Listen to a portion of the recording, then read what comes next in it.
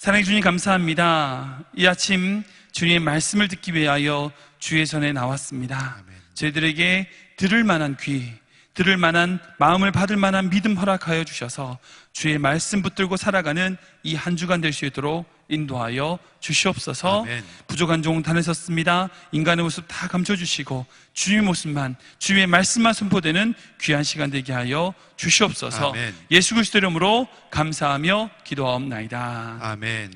오늘 말씀은 이사야 6장 1절에서 8절까지만 보도록 하겠습니다. 이사야 6장 1절로 8절까지 말씀입니다. 제가 먼저 1절 말씀 봉독합니다.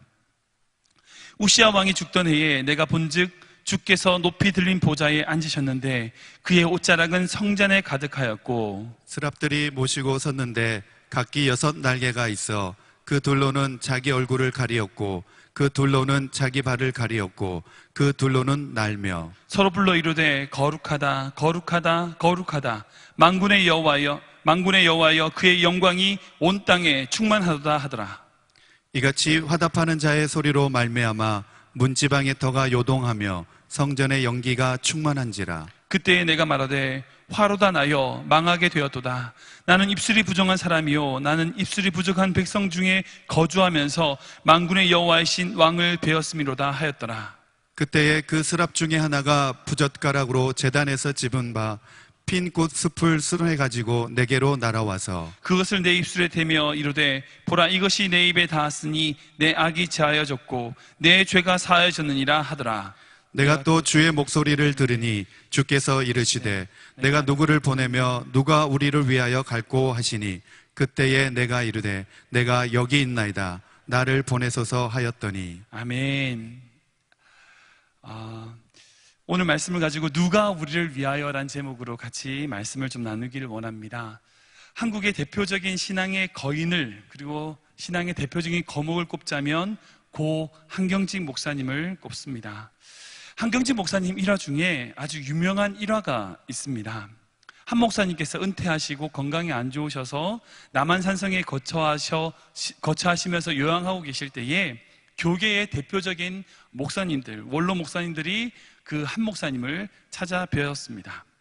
그때 목사님의 건강에 대해서 문안을 드리고 이런저런 교계의 안팎에 대하여 말씀을 나누시고 어느 목사님께서 마지막으로 저희들에게 해주실 수 있는 말씀 있으시면 해주시도록 부탁을 드렸습니다. 그때 한경진 목사님께서 한참을 침묵하시다가 그리고 생각하시더니 한 말씀을 하셨습니다. 뭐라고 말씀하셨냐면 목사님들 예수님 잘 믿으세요. 그 말씀을 들은 목사님들이 매우 황당해하면서 웃으셨다고 합니다. 처음에는 막 황당해하면서 웃었는데 조금씩 시간이 지나자 숙연해지면서 마음에 깊이 새겨지는 말씀이 되었다는 일화가 있습니다. 한경진 목사님의 입을 통하여 하나님이 그 목사님들에게 지금 우리에게 주시는 말씀이라 생각이 듭니다. 여러분, 한국교회의 문제가 원인이 뭘까요? 왜 한국교회에 이런 많은 문제들이 생겼을까요? 이민교회에 이런 많은 분야들과 어려움들이 생겼을까요? 결국 우리가 예수님을 잘 믿지 못해서일 겁니다.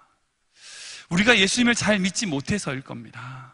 우리는 예수님을 잘 믿어야만 합니다. 우리는 세상의 힘이나 세상의 돈이나 다른 것을 믿는 것이 아니라 예수님을 잘 믿어야 합니다. 아멘. 정말 이 주일 아침 이 자리에 나온 우리 주님의 영광교회 성도님들의 삶에 정말 예수님은 잘 믿는 성도님들 되시길 주님을 축복합니다. 아멘. 우리 주님의 영광교회가 예수님 잘 믿는 교회 되길 축복합니다. 아멘. 한번 옆에 분 인사할까요? 예수님 잘 믿읍시다. 예수님 잘 믿읍시다. 한 번 더 인사하겠습니다. 예수님 잘 믿읍시다. 예수님 잘 믿읍시다. 아멘. 아멘. 우리가 정말 예수님을 잘 믿을 때에 하나님의 영광을 보게 될 것이고 또 우리가 누구인지 알게 되며 나아가 하나님의 마음, 하나님의 진심을 바라보게 될 것입니다. 오늘 이사야 6장은 이 구절로 시작합니다. 이 6장 1절 말씀을 읽어보면 이렇습니다. 같이 읽겠습니다. 시작. 우시야 왕이 죽던 해에 내가 본즉 주께서 높이 들린 보좌에 앉으셨는데 그의 옷자락은 성전에 가득하였고. 아멘. 여기에 1절 첫 번째 우시야 왕이 죽던 해라는 문구로 시작이 되고 있습니다. 이사야에게 지금 이 이사야에게 우시야 왕이 죽던 해라고 하는 것은 역사적으로 그리고 개인적으로 굉장히 큰 의미를 가지고 있습니다. 먼저 우시야 왕이 누군지 좀 살펴보아야만 합니다. 이 우시야는 16세에 왕에 등극하여 52년 동안, 장장 52년 동안 이스라엘 땅을 두 번째로 제일 많이 한 것은 므낫세 왕인데요, 55년이었고 그 다음 오래 통치했던 왕이 바로 이 우시야입니다. 52년 동안 이스라엘을 통치했던, 집권했던 왕이었습니다. 그는 굉장히 통치를 잘했던 왕이었습니다. 처음에는 하나님께 인정받았던 왕이었어요. 그 말씀이 역대하 26장 4절에서 5절 기록하고 있는데요, 같이 읽겠습니다. 시작. 우시야가 그의 아버지 아마샤의 모든 행위대로 여호와 보시기에 정직하게 행하며 하나님의 묵시를 밝히 아는 스가랴가 사는 날에 하나님을 찾았고 그가 여호와를 찾을 동안에는 하나님이 형통하게 하셨더라. 아멘. 처음에 시작할 때는 이 우시야는 굉장히 하나님의 뜻을 잘 구했던, 하나님의 온전한 길로 행했던 왕이었습니다. 하나님 보시기에 정직히 행하며 바른 길을 걸었던, 그리고 하나님께 복을 받았던 왕이었던 것을 보게 됩니다. 역대하 26장 8절에서 9절 이렇게 기록하고 있습니다. 같이 읽겠습니다. 시작. 암몬 사람들이 우시야에게 조공을 바치매 우시야가 매우 강성하여 이름이 애굽 변방까지 퍼졌더라. 우시야가 예루살렘에서 성 모퉁이 문과 골짜기 문과 성구비에 망대를 세워 견고하게 하고. 아멘. 얼만큼 강한 나라가 되었느냐? 암몬이라고 하는 주변 국가에서 조공을 바칠 만큼 강한 나라가 되었다는 겁니다. 정치도 잘한 거죠. 나라가 날로 날로 부흥했습니다. 힘이 강해졌습니다. 국력이 강해진 겁니다. 힘이 세지니까 자기들 국방력을 강하게 했던 시기였습니다. 그렇게 잘 될 때에, 그렇게 잘하고 있을 때에 인간이 가지고 있는 병이 있죠. 교만입니다. 16절에 이렇게 기록하고 있습니다. 같이 읽겠습니다. 시작. 그가 강성하여 짐에 그의 마음이 교만하여 악을 행하여 그의 하나님 여호와께 범죄하되 곧 여호와의 성전에 들어가서 향단에 분향하려 한지라. 그뿐 아니라 이런 교만으로 말미암아 그 우시야에게 정말 나쁜 일이 생깁니다. 19절에 기록하고 있습니다. 같이 읽겠습니다. 시작. 우시야가 손으로 향로를 잡고 분향하려 하다가 화를 내니 그가 제사장에게 화를 낼 때에 여호와의 전 안 향단 곁 제사장들 앞에서 그의 이마에 나병이 생긴지라. 아멘. 우시야는 좋은 것으로 시작하여, 시작은 좋은데 끝이 나쁜 대표적인 사람입니다. 시작은 하나님의 뜻으로 정말 잘했던 사람이었어요. 국력도 강하게 만들었고요, 정말 부유한 것을, 이스라엘을 굉장히 강하게 만들었던 왕이었습니다. 그런데 그 마음의 교만함으로 하나님께서 치셔서 나병으로, 문둥병으로 평생을 살다가 죽었던 왕이 바로 이 우시야였습니다.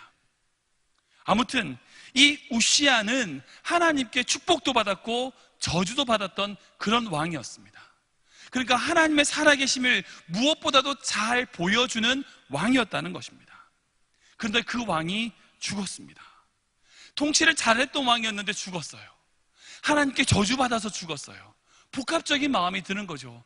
이제 앞으로 나는 어떻게 해야 되지? 나는 어떻게 살아야 되지? 우리 이스라엘 땅은 어떻게 변하게 될 것이지? 혼란기가 온 겁니다. 이제 혼란기에 빠져들 이스라엘을 생각하면서 이스라엘은 그 마음에 위기가 찾아왔을 것입니다. 그리고 이 우시야는 선지자 이사야에겐 사촌뻘이 되는 사람입니다. 친척이었어요. 사촌이 되는 왕이 죽음으로써 개인적으로는, 이사야 개인적으로는 정치적인 배경이 사라지게 된 것입니다. 잘못하면 정치적으로 다른 정적들에게 제거될 수 있는 그런 상황에 빠지게 된 것입니다. 즉 우시야가 죽었던 해라고 하는 이 한 문장이지만 이 문장에 담겨져 있는 함축적인 것은 위기가 이사야에게 왔다는 것입니다. 이 이사야 선지자에게 위기가 찾아왔다는 것입니다. 개인적인 위기가 도래했다는 것입니다. 국가적인 위기가 도래했다는 것입니다. 그런데 그 이사야가 그 위기의 때에 어떻게 하는가 보니 하나님께 나아가는 모습을 보게 됩니다. 성전으로 나아가 하나님의 임재를 경험하는 모습을 보게 된다는 것입니다. 여러분, 우리가 다른 사람, 어떤 사람의 수준을 보려면 어떻게 할 수 있느냐? 그 사람의 수준을 어떻게 할 수 있느냐? 방법이 있습니다. 그것은 그 사람이 그 위기의 문제를 어떻게 푸느냐를 보면 그 사람의 믿음의 수준을 알 수 있습니다. 그 사람의 영적인 수준을 알 수 있습니다. 위기의 시간에 어떻게 대처하는가가 그 사람의 수준입니다. 사실 평안할 때는 몰라요. 잘 지낼 때는 모릅니다. 그러나 아무런 일이 없을 때는 몰라요. 그러나 문제가 닥쳤을 때에, 어떤 문제가 생겼을 때에, 위기가 닥쳤을 때에 그 사람의 수준이 보이게 되더라는 겁니다. 누군가가 자신에게 상처 주는 말을 했을 때에 그때 그 사람의 믿음이 작동되더라는 겁니다. 고난과 어려움이 닥쳤을 때에 그때 그 사람의 믿음이 움직이게 되더라는 겁니다. 자신에게 위기가 닥쳐왔을 때에 그때 믿음이 작동되는 것입니다. 그런 의미에서 이사야는 참 좋은 하나님의 종입니다. 왜냐하면 그 위기 때에 이사야는 하나님께 나아가는 모습을 보였기 때문입니다. 우리도 어려움이 왔을 때에, 위기가 왔을 때에 하나님을 찾아야만 합니다. 다른 곳에 답이 없습니다. 하나님께 나아가는 것이 답인 줄 믿으시기 바랍니다. 아멘. 그 어려움 속에서 하나님을 의지하고 하나님께 나아가고 하나님께 온전히 붙잡힌 바 될 때에 하나님께서 놀라운 은혜를 주신다는 것 믿으시기 바랍니다. 아멘. 그렇게 본다면 우리가 위기의 때에 하나님께 나아가게 된다면 정말 평상시에 알지 못했던, 평상시 때 느끼지 못했던 하나님의 놀라운 은혜를 받게 되더라는 것입니다. 그런 의미에서 위기는 기회가 됩니다. 위기는 기회가 됩니다. 하나님을 만날 만한 때가 되는 것입니다. 여러분, 우리의 삶에 위기가 찾아왔을 때에 하나님께 나아가는 여러분들 되시기를 주를 축복합니다. 아멘. 우리가 위기가 왔을 때에 그 위기로 말미암아 하나님께 나아가면 하나님은 예배하신 은혜를 부어주시는 분인 줄 믿으시기 바랍니다. 아멘. 우리가 위기의 때에 하나님 앞에 나아가게 되면 받게 되는 세 가지에 대해서 오늘 말씀을 나누기를 원합니다. 첫 번째로, 위기 때에 우리가 하나님 앞에 나아가게 되면 첫 번째로 하나님의 영광을 보게 될 것입니다. 같이 읽겠습니다. 하나님의 영광을 보게 될 것입니다. 보게 될 것입니다. 한번 더 읽겠습니다. 하나님의 영광을 보게 될 것입니다. 하나님의 영광을 보게 될 것입니다. 우리 이사야 6장 1절에 3절 말씀 같이 읽겠습니다. 시작. 우시야 왕이 죽던 해에 내가 본즉 주께서 높이 들린 보좌에 앉으셨는데 그의 옷자락은 성전에 가득하였고 스랍들이 모시고 섰는데 각기 6 날개가 있어 그 둘로는 자기 얼굴을 가리었고 그 둘로는 자기 발을 가리었고 그 둘로는 날며 서로 불러 이르되 거룩하다 거룩하다 거룩하다 만군의 여호와여 그의 영광이 온 땅에 충만하도다 하더라. 아멘. 이사야가 이 위기의 때에 하나님 앞에 나아갔을 때에 그는 하나님의 영광을 보았습니다. 여기서 스랍이라고 하는 것은 천사를 의미합니다. 천사 중에서 하나님 옆을 지키는 가장 높은 천사들을 의미합니다. 그런데 그 천사가 날개가 6개가 있었다고 그래요. 2개로는 자기의 얼굴을 가리고 두 개로는 자기의 발을 가리고 그리고 2개로 날면서 하나님을 찬양하고 창왕하며 선포하며 하나님을 거룩하다 찬양하고 있는 모습을 보게 됩니다. 사실 우리는 이런 하나님의 영광을 직접 체험할 수 없었습니다. 그래서 이 영광이 어느 정도인지 알지 못합니다. 우린 결코 이 땅에서 이런 영광을 경험할 수 없습니다. 이 놀라운 임재, 하나님의 영광을 이사야가 경험했다는 것을 우리는 볼 수 있습니다. 근데 이 본문에서 저에게 주시는 은혜가 있습니다. 사실 여러분, 우시야 왕이 죽는 것이 위기가 아닙니다. 보여지는 현상이 위기가 아니더라는 겁니다. 우시야 왕이 있어서 정치를 잘하고 경제적으로 잘 살았는데 이제 왕이 죽었으니 어떡하지? 위기네? 이것이 위기가 아니더라는 겁니다. 정말 알지 못하지만 그 내면에 이미 하나님께서는 위기를 보고 계셨습니다. 그 나라 이스라엘은 이미 오래전부터 곪아 있었던 것을 보게 됩니다. 그 이야기가 이사야 1장 5절에서 6절 기록되어 있는데요, 같이 읽겠습니다. 시작. 너희가 어찌하여 매를 더 맞으려고 패역을 거듭하느냐?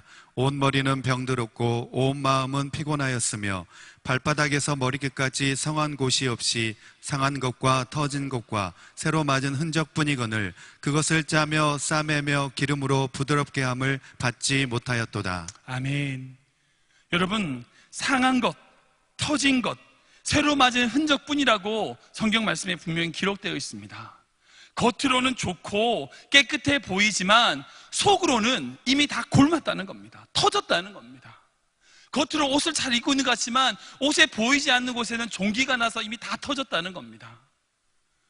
우시아 왕이 정치를 잘하고 경제적으로 부유한 것 같지만 이미 그들 마음 가운데 하나님을 떠나 죄악으로 말미암아 모든 영혼들이 터져 있더라는 겁니다. 상해 있더라는 겁니다.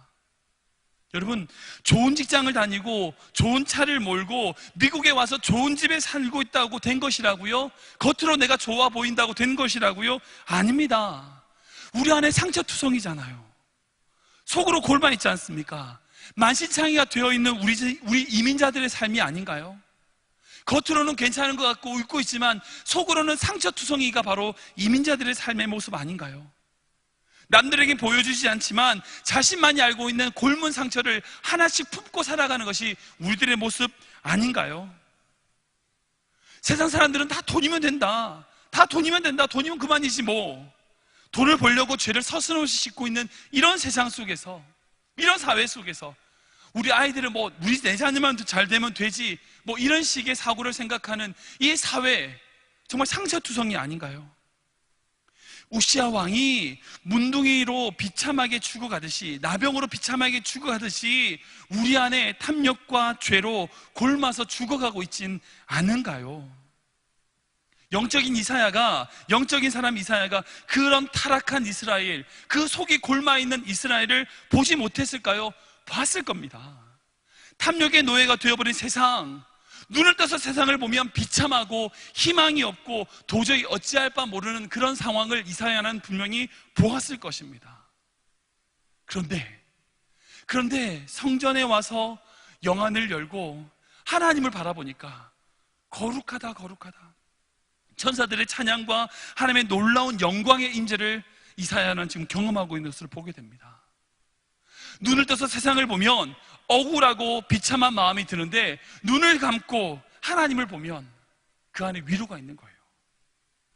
눈을 떠서 세상을 보면 정말 억울하고 비참한 마음, 정말 정직하게 살려고 정말 노력했는데 아무것도 받지 못하고 아무것도 내 손에 아무것도 쥔 것 없는 것 같고 오히려 부정을 저지르고 나쁜 짓을 세상으로 하는 사람들은 더 잘 되는 것 같은 그런 힘들고 답답한 현실이지만 눈을 감고 보면 지금 나와 함께 하신 하나님을 보는 이 이사야의 모습, 이것을 통하여 우리가 위로를 얻게 된다는 것입니다. 찬양 중에 이런 찬양이 있어요. 빈손의 기도라는 찬양인데요, 두 손을 모으기 위하여 가진 것 모두 다 버렸네. 세상에 눈 감고 유혹에 귀 막고 오로지 주님만 바라보네. 이런 찬양이 있어요. 여러분, 우리가 두 손을 모아 기도하려면 우리 손에 쥔 것을 놓아야만 합니다. 우리가 두 손 모아 기도하려고 하면 우리가 쥐고 있는 것을 놓아야만 합니다. 우리가 하나님을 바라보려면 세상에 눈을 감아야 돼요. 우리가 주님의 음성을 들으려면 세상의 귀를 막아야만 합니다. 이사야에게 그런 은혜가 있었어요.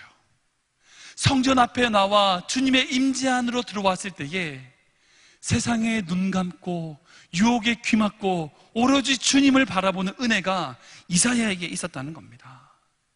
여러분, 사랑하는 성도 여러분, 억울한 일이 있을 때에, 세상 가운데 힘든 일이 있을 때에 눈 감으시기 바랍니다. 아멘. 그때 눈 감으셔야 됩니다. 눈을 감고, 우리의 눈을 다 감고 영안을 떠야 돼요. 우리 안에 있는 영으로 하나님을 바라봐야만 합니다.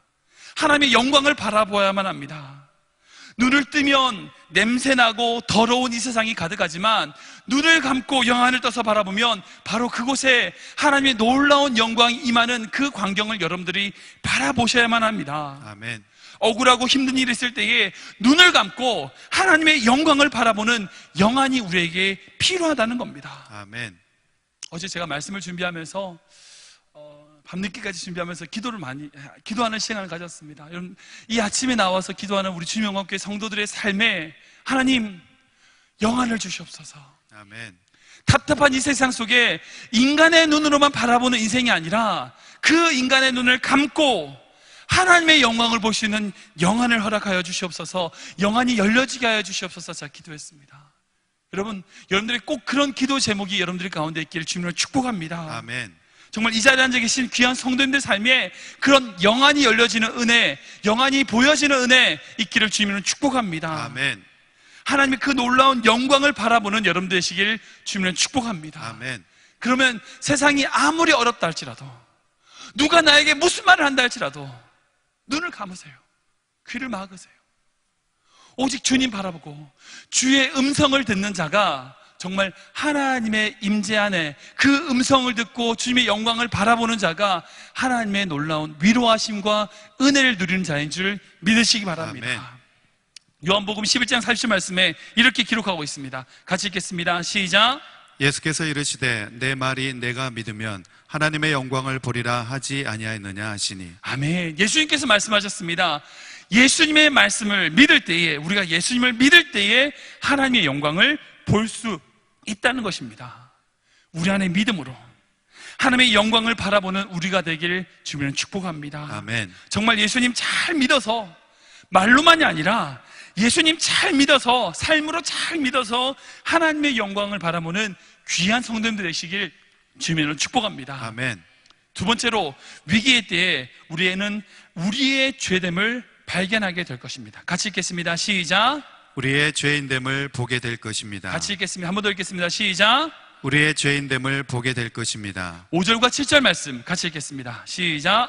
그때에 내가 말하되 화로다 나여 망하게 되었도다. 나는 입술이 부정한 사람이요 나는 입술이 부정한 백성 중에 거주하면서 만군의 여호와이신 왕을 배웠음이로다 하였더라. 그때에 그 스랍 중에 하나가 부젓가락으로 제단에서 집은 바 핀 숯을 손에 가지고 내게로 날아와서 그것을 내 입술에 대며 이르되 보라 이것이 내 입에 닿았으니 내 악이 제하여졌고 내 죄가 사하여졌느니라 하더라. 아멘. 아멘.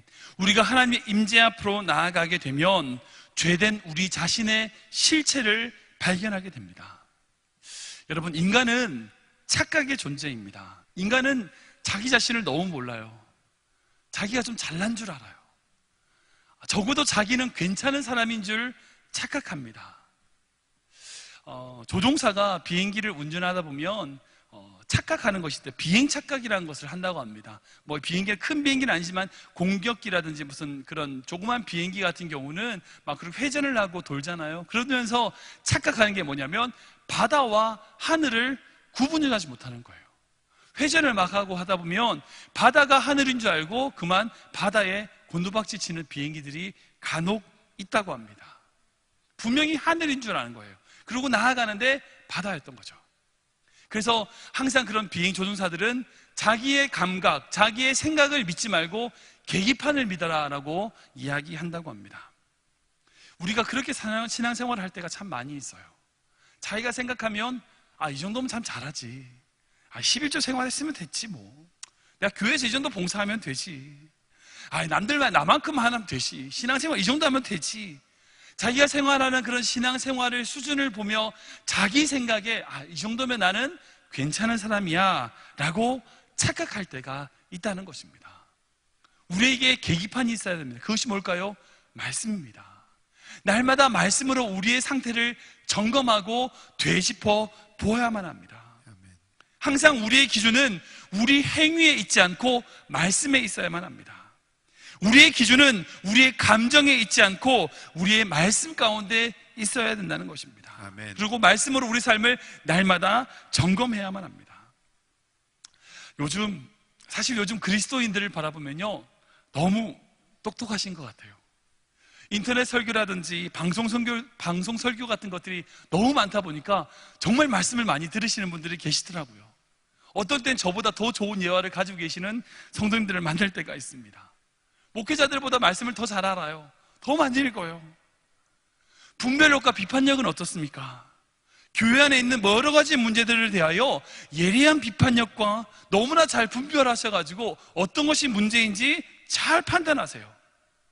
어떤 것이 문제고 어떤 것이 발단인지를 분석하시는 거예요. 비판하세요. 이건 이것이 문제야. 이건 저렇게 돼서 이렇게 하면 돼. 정확한 진단을 내리세요. 정말 똑똑하시고 분별력과 비판력이 있으신 분들이 있더라고요. 그런데 정말 중요한 것은 자기가 어떤지 몰라요. 여러분, 자기가 어떤 존재인지 안다면 우린 결코 남을 함부로 판단할 수 없습니다. 비판하지 못합니다. 정말 다른 사람을 다 난도질할 만큼 비판을 잘 하지만 자기 자신을 어떤 사람인지 모르면 우리 문제가 바로 그 문제인 것 같습니다. 자기 자신을 몰라요. 자기 자신을 모르고 다른 사람을 막 비판하는 거죠. 이민교회의 문제는 결국 이 문제인 것 같습니다. 자기는 똑똑하고 남은 틀렸다는 거예요. 자기는 맞고 너는 틀렸다는 거예요. 정말 우리가 하나님 앞에서 회복되어야 될 위하여 정말 하나님의 은혜가 필요한데 그 은혜는 어떤 은혜냐? 우리가 하나님 앞에 어떤 자인지 아는 은혜가 필요합니다. 이사야는 지금 하나님의 임재 앞으로 나아갔을 때에 뭐라고 고백하냐면 화로다 나여 망하게 되었도다. 여러분, 이사야는 하나님의 종이니까 자기 문제가 아니라고 생각할 수 있어요. 이거 이스라엘 타락한 거 저 사람들 때문이지. 우상 숭배하는 저들 때문에, 저 탐욕을 부리는 저 사람들 때문에 그 이스라엘이 망하게 된 거야. 이스라엘의 문제가 뭐라고? 저런 인간, 나쁜 인간들 때문이야 라고 말할 수 있었습니다. 그런데 그렇게 생각했나요? 아니요. 하나님 임재 앞으로 나아갔으니까 뭐라고 얘기합니까? 화로다 나요. 자기의 문제로 받아들이는 거예요. 여러분, 우리에게 이런 고통스러운 스스로의 고백이 있어야만 합니다. 여러분, 어떤 교회가 좋은 교회일까요? 주님 영광교회가 참 좋은 교회입니다. 근데 어떤 교회가 좋은 교회일까요? 날마다 정확한 판단과 날카로운 관점으로 서로를 향하여 비판하는 교회인가요? 어떤 것이 문제인지 잘 분별하는 교회인가요? 무엇이 옳고 무엇이 나쁜 것인지 잘 분별하고 판단하는 교회인가요? 그런 교회가 정말 좋은 교회입니까? 아니면 정말 하나님의 인재를 체험하고 주님, 저 때문입니다. 저의 죄 때문입니다 라고 서로 고백하는 교회입니까? 어떤 교회가 좋은 교회일까요? 가정은 어떻습니까? 어떤 가정이 좋은 가정일까요? 이 문제는 당신 때문이야. 당신 때문에 애들이 이 모양이지 네가 바로 원인이야. 아니, 이 문제는 사실 시어머니 때문이에요. 당신 부모님 때문이라니까. 원인을 분석하고 문제 내용을 잘 파악하여 그 책임을 따지는 가정이 정말 좋은 가정일까요? 아니면 미안해, 생각해봤더니 내 잘못이구나. 내가 일하느라 너무 애들한테 신경을 못 썼어. 정말 내 잘못이야. 미안해. 아니에요. 당신은 일하느라 바빴잖아. 내가 좀 더 애들 신경 못 쓴 것 같아요. 내 잘못이에요. 그렇게 서로의 책임을 자기가 떠안는 가정이 좋은 가정일까요? 어떤 가정이 좋은 가정입니까? 여러분, 좋은 가정, 좋은 교회가 되기 위하여 우리는 날마다 우리가 어떤 자인지를 알아야만 합니다. 우리는 하나님 앞에 죄인이며 하나님 앞에서 죽을 수밖에 없는 자임을 깨닫고 인식하는 만큼 좋은 교회가 되고요, 내가 얼만큼 하나님 앞에서 죄인지 깨닫는 만큼 좋은 가정이 되더라고요. 아멘. 근데 사실 애써도 잘 안 돼요. 사실 왜냐하면 우리는 이기주의니까, 자기 중심적이니까 남들의 잘못은 잘 보이고 내 잘못은 잘 안 보여요. 그래서 뭐가 필요합니까? 은혜가 필요한 겁니다. 날마다 하나님의 임재 가운데 나아가야 되는 겁니다. 하나님의 임재 앞으로 나아갔을 때에, 하나님의 임재 앞에 설 때에 우리는 더 우리의 큰 죄임을 발견하게 된다는 것입니다. 아멘. 여러분, 사도 바울의 고백을 보면 참 은혜가 되는 고백이 있습니다. 고린도서 15장 9절 말씀 보면 이렇게 기록하고 있는데요, 15절 9절 말씀 보면 사도 바울은 스스로를 나는 사도들 중에 지극히 가장 작은 자라고 고백하고 있습니다. 그런데 에베소서 3장 8절 말씀 보면 이렇게 기록하고 있어요. 모든 성도들 중에 지극히 작은 자보다 더 작은 자라고 고백합니다. 그리고 마지막으로 디모데전서 1장 15절 말씀 보면 나는 죄인 중에 괴수다라고 고백하고 있어요. 시간의 흐름을 보면 고린도전서 15장은 사도 바울이 처음 선교를 시작할 때였어요. 사역을 시작할 때입니다. 사역을 시작해서 막 열심히 다니고 사역을 할 때가 고린도전서 15장이었고요. 에베소서 3장은 처음 감옥에 들어갔을 때예요. 감옥에 처음 붙잡혔을 때에 에베소 교회에 보낼 때에 썼던 편지가 에베소서였거든요. 그리고 디모데전서는 마지막 사도 바울이 순교당하기 바로 전이었어요. 그러니까 시간의 흐름을 보면 사역 초기가 고린도전서, 그리고 사역 중간이 에베소서, 사역 말기가 디모데전서입니다. 사도 바울이 참 죄를 많이 지은 것 같아요. 그죠? 사역을 하면서 참 죄를 많이 지었죠. 왜냐하면 처음에는 사도들 중에 작은 자, 성도들 중에 작은, 나중에 죄인 중에 괴수라고 하니까요. 정말 죄를 많이 지어서 이렇게 얘기했을까요? 아니요. 왜 이렇게 고백했을까요? 더 주님의 임재 앞으로 나아간 겁니다. 더 주님 앞에 나아가면 자기를 더 발견하게 돼요. 처음에는 그냥 사도들 중에 지극히 작은 자, 내가 그 정도는 되지. 그래서 사도들 중에, 예수님이 12제자들 중에 내가 제일 작은 자지 라고 얘기하다가 그 다음에 성도들 중에 지극히 작은 자, 자기를 그렇게 발견하게 되고 마지막에는 자기가 죄인 중에 괴수, 괴물이래요. 이렇게 고백할 수 있었던 것은 사도 바울은 끊임없이 하나님의 임재 앞으로 나아가는 삶을 살았기 때문입니다. 우리 한국교회, 특히 이민교회의 성도들의 문제를 보면 자기는 너무 의로운 거예요. 다른 사람은 틀렸고 자기는 의로운 거예요. 우리가 주님의 임재 앞에 더 나아가게 되면 자기의 죄를 더 많이 발견하게 됩니다. 무슨 성경 시험에서 여러분들은 죄인입니까? 의인입니까? 물으면 뭐라고 대답해요? 다 죄인이라고 대답해요. 그런데 마음속으로는 죄인이라고 생각하지 않는 거죠. 나 이 정도면 됐지 뭐. 이 정도면 잘하고 있지. 스스로를 의인으로 착각할 때에 우리의 모든 문제는 거기서부터 시작되더라는 겁니다. 하나님의 임재 앞에, 하나님의 그 십자가 앞에 더욱더 나아갈수록 우리가 더 많이 깨닫게 되는 은혜는 우리가 죄인임을 깨닫게 되는 은혜입니다. 이것이 축복입니다. 하나님의 임재를 경험하게 되면 그분의 존재 앞에 한없이 추한 우리를 발견하게 됩니다. 그렇게 내 자신을 발견하게 되면 우리는 그때서야 고백할 수 있습니다. 아내의 손을 잡고 남편의 손을 잡고 여보, 내 잘못이야. 나 때문이야.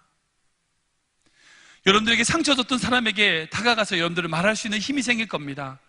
권사님, 장로님, 집사님, 제 잘못이에요. 제가 부족하네요. 정말 이런 고백이 넘치는 여러분들의 가정 되길 축복합니다. 아멘. 이런 고백이 넘치는 주님의 영광 교회 되기를 주님을 축복합니다. 아멘. 마지막으로 하나님의 임재 앞으로 위기의 가운데 하나님께 나아가게 됐을 때에 우리는 하나님의 진심을 보게 됩니다. 같이 읽겠습니다. 시작. 하나님의 마음을 보게 될 것입니다. 한 번 더 읽겠습니다. 시작. 하나님의 마음을 보게 될 것입니다. 8절 말씀 같이 읽겠습니다. 시작. 내가 또 주의 목소리를 들으니 주께서 이르시되 내가 누구를 보내며 누가 우리를 위하여 갈꼬 하시니 그때에 내가 이르되 내가 여기 있나이다 나를 보내소서 하였더니. 아멘. 이 8절 말씀의 하나님의 말씀은 잘 문장을 보시면 하나님이 이사야에게 했던 말씀이 아니었어요. 이건 하나님의 혼잣말이었습니다. 그러니까 하나님께서 하나님 스스로 그 안타까운 이스라엘 백성을 바라보시며 혼잣말을 하고 계시는데 이사야가 하나님의 임재 가운데 나아가서 그 하나님의 혼잣말을 들은 거죠. 하나님의 그 임재 앞으로 나아가게 되면서 그 하나님의 속마음, 하나님의 진심, 그 하나님의 마음을 보게 되는 것, 깨닫게 되는 모습을 보게 됩니다. 특별히 한국 성도들에게 나타나는 문제점이 있는데 바로 뭐냐면 소위 은혜를 받았다고 하는 사람들을 보면 그 은혜가 자꾸 개인적인 차원으로 함몰되거나 내지는 신비주의로 빠지게 되는 모습을 보게 됩니다. 하나님의 은혜를 놀라운 영적인 체험을 했다고 하면 자꾸 그런 곳을 찾아다니는 거예요. 그런 신비적인 체험을 자꾸 하려고 그런 은사가 있으신 분이나 그런 능력이 있다는 것을 찾아가는 그런 성도들의 모습을 많이 보게 됩니다. 그리고 그런 은혜를 받았다라고 하는 것을 계속적으로 자기 어떤 개인적인 탐욕으로 함몰되는 것으로 흘러가는 모습을 보게 됩니다. 여러분, 우리가 진짜 하나님의 은혜를 받게 되면요, 하나님의 은혜를 경험하게 되면요, 우리 안에 하나님의 심정이, 하나님의 진심이 회복된다는 것입니다. 아멘. 이 타락한 세상을 향한 하나님의 마음을 경험하게 되는 것입니다. 이것이 진짜 은혜입니다. 누구를 보내며 누가 우리를 위하여 갈고, 주님의 그 안타까운 마음이 느껴지는 것이 진짜 은혜라는 겁니다. 여러분, 이 세상을 향한 하나님의 마음 느껴보신 적 있으십니까? 여러분들의 자녀 문제, 여러분들의 경제적인 문제, 여러분들의 문제로 울어본 거 말고요, 그런 거 말고 가만히 있다가 어떤 사람을 보는데 눈물이 나는 거예요. 어떤 뉴스를 보는데 막 눈물이 나는 거예요. 이 세상을 향하여 바라보시면서 눈물 흘리시는 그 하나님의 눈물의 깊이를, 눈물의 그 깊이를 이해하며 함께 울어보신 적이 있으시냐는 겁니다. 하나님의 그 깊은 마음을 느껴보신 적이 있으십니까? 한번 이 세상을 바라보십시오. 포스트 모던이라고 하는 이 세대가 절대 가치를 부정하고 상대적으로 해석해서 어느 순간 하나님의 자리에 자신을 올려놓는 시대가 되어버렸습니다. 하나님의 사명을 감당했다고 하는 이 미국 사회도 동성애 문제로, 차별주의로 만연한 사회가 되어버리지 않았습니까? 각 가정마다 부모와 자녀 간의 대화가 단절되어 버리고 더 이상 회복이 불가능한 상태가 되어버리지 않았습니까? 그런 세상과 가정들을 향하여 아파하시는 하나님의 마음, 여러분들 도대체 느껴보셨습니까?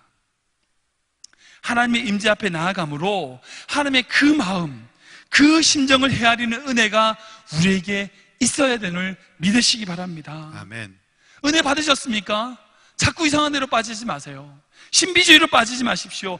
하나님의 심정을 헤아리는 곳으로 나아가시기 바랍니다. 하나님의 임재 앞으로 나아감으로 말미암아 더 하나님의 마음을 깨닫고 느끼는 자리로 나아가시기 바랍니다. 아멘. 잃어버린 한 영을 향하여 탄식하시는 하나님 아버지, 이 세상을 바라보시면서 눈물 흘리시는 그 주님의 마음을 가진 우리 자신이 되어야 된다는 것입니다. 아멘. 우리 주님의 영광교회가 그런 교회가 되어야만 합니다. 아멘. 우리 주님의 영광교회 은혜가 넘치는 교회입니다. 정말 은혜가 넘쳐요. 신비적인, 그렇다고 은혜가 넘친다고 해서 신비적인 체험이 넘치는 교회가 아니라 하나님의 마음이 넘치는 교회가 된 줄 믿으시기 바랍니다. 아멘.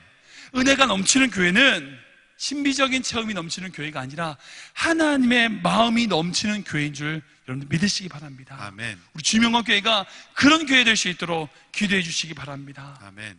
홍수에 마실물 없다고 LA에 넘쳐나는 것이 교회고요, 목회자가 넘쳐나지만 정말 하나님의 마음을 담아내고 전하고 나누는 그런 교회가 주님의 영광교회 되기를 주님을 축복합니다. 아멘. 말씀을 정리하겠습니다. 혹시 여러분 위기가 여러분에게 있으신가요? 우리는 그때 하나님의 임재 앞으로 나아가야만 합니다. 다시 한 번 더 1절 말씀 읽어보도록 하겠습니다. 같이 읽겠습니다. 시작.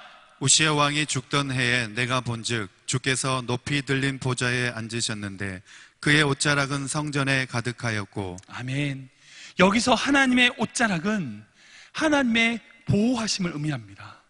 그 옷자락, 그 하나님의 옷자락, 큰 옷자락이 얼마나 큰지 성전에 가득한 거예요. 그러니까 그 말은 뭐냐면 성전 안에 들어오는 누구든지 하나님이 보호하신다는 겁니다. 이 옷자락은 방탄 옷자락이에요. 어떤 총알도 뚫을 수 없습니다.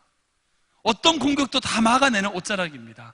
우리가 성전 안에 들어가기만 하면, 그 옷자락 안에 들어가기만 하면 하나님이 지키시고 보호하신다는 겁니다. 하나님께 나아가는 모든 주의 사랑하는 자녀들을 하나님의 옷자락으로 덮으신다는 겁니다. 그런데 그 하나님의 보호하심, 하나님의 지켜주심, 하나님의 안전하게 함께 하시는 그 인도하심만으로 그치는 신앙생활이 아니라, 여러분 더 임재 앞으로 나아가 하나님의 영광을 바라보는 여러분 되시길 주님 축복합니다. 아멘. 더 하나님의 임재 앞으로 나아가 우리의 죄됨을 발견하는 여러분 되시기 바랍니다. 아멘. 그 하나님의 임재 앞으로 더 나아가는 말미암아 하나님의 진심과 하나님의 마음을 발견하시는 여러분 되시기를 주님 축복합니다. 아멘. 그냥 신앙생활하는 수준이 아니라 하나님의 임재 앞으로 나아감으로 하나님의 마음을 알고 그 마음 가지고 하루하루 살아가는 우리 주명원께 성도 되시기를 주님 축복합니다. 아멘. 이 찬양 같이 나누기 원하는데요, 임재라고 하는 찬양입니다. 아시는 분들 다 아시겠지만 우리가 주님의 은혜 가운데, 인자함 가운데 나아갈 때에 주님의 인도하심, 주님의 놀라운 은혜가 우리 가운데 있을 줄 믿습니다. 함께 이 찬양 드리겠습니다.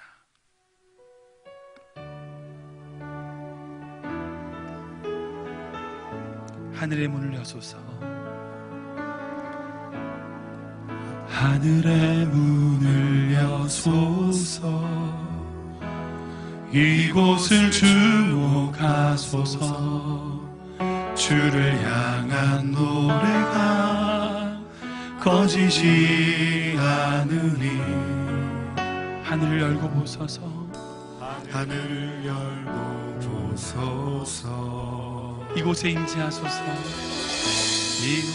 이곳에 임재하소서. 주님을 기다립니다. 기도의 향기가 하늘에 닿으니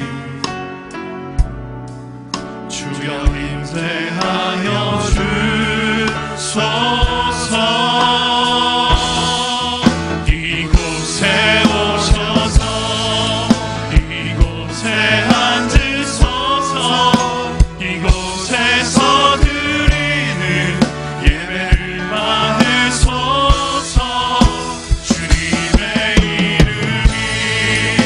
주님의 이름만이 주의 이름만 이곳에 있습니다. 여러분, 이 자리가 바로 하나님의 임재하신 자리인 줄 믿습니다. 아멘. 여러분 마음 가운데 그 기도하세요. 여러분들 삶의 영역에, 여러분들 만나는 그 직장의 자리에 하나님 이곳에 임하여 주시옵소서. 주님 이곳에 임재하여 주시옵소서. 주님의 임재를 갈구하고 주님의 임재를 보아보고 나갈 때에 하나님의 놀라운 사랑과 은혜를 경험하게 될 줄 믿습니다. 우리의 삶에 그 하나님의 임재를 바라보며 나아가는 우리가 되기를 소원합니다. 다시 한번 찬양할 때에 하늘의 문을 여소서 지금 이 자리에 우리와 함께하여 주시옵소서 고백하기 원합니다. 하늘의 문을 여소서, 이곳을 주목하소서. 이곳을 주목하소서. 주를 향한 노래가 꺼지지 않으니 하늘을 열고 보소서. 하늘을 열고 보소서. 이곳에 임재하소서. 이곳에 임재하소서. 주님을 기다립니다. 기도의 향기가 하늘에 닿으니 주여 임재하여 주소서. 주여 임재하여 주소서.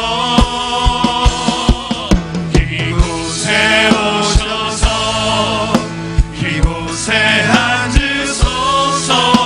이곳에서 드리는 예배를 받으소서. 주님의 이름만이 오직 주의 이름만 이곳에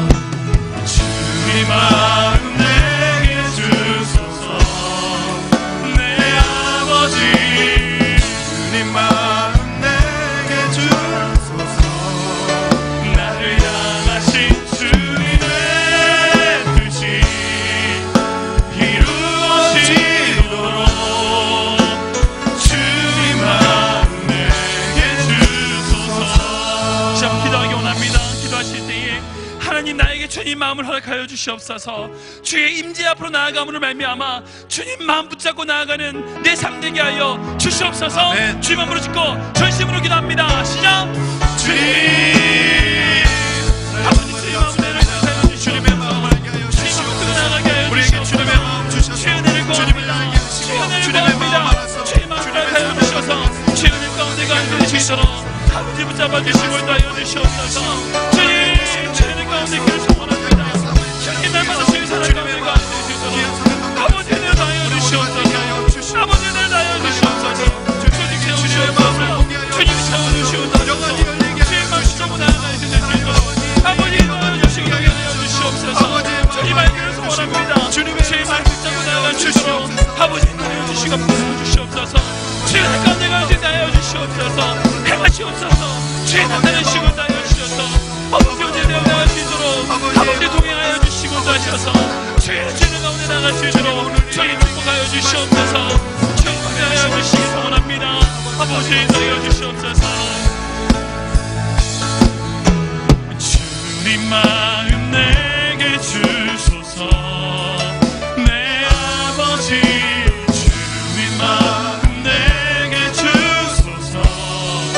나를 향하신 주님의 뜻이 이루어지도록 주님 마음 내게 주소서. 주님 마음 내게 주소서. 주님 마음 내게 주소서. 내 아버지 주님 마음 내게 주소서. 나를 향하신 주님의 뜻이 이루어지도록 주님 마음 내게 주소서.